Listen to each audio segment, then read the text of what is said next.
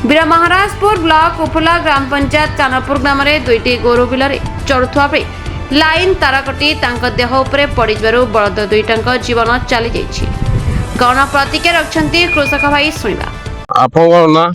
बणकू खमारी ये बड़ हल के मले कौन कही पारे कि बल लाइन लगिक मले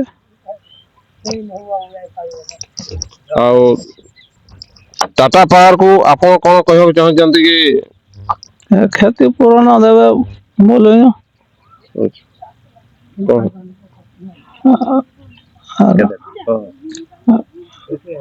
60,000 देकर आन देनो क्षति पूरण देवे बोली भावु ताहले आपण टाटा पावर ठो क्षतिपूरण चाहते जेहेतु आप 60,000 टका दे बलद किनथिले आपण ना आज्ञा वशिष्ठ कुमारी। अच्छा तांको संपर्क रे कोन हेबे आपण भणजा। अच्छा कोन कहबा चाहते आपण टाटा पावर को टाटा पावर का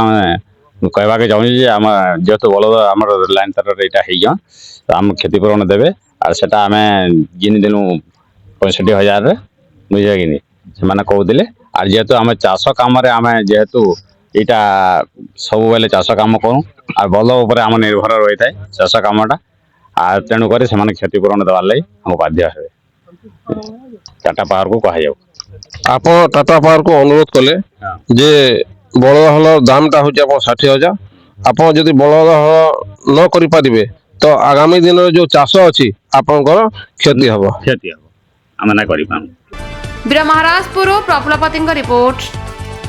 द रिपब्लिक ओडिशा 24 न्यूज।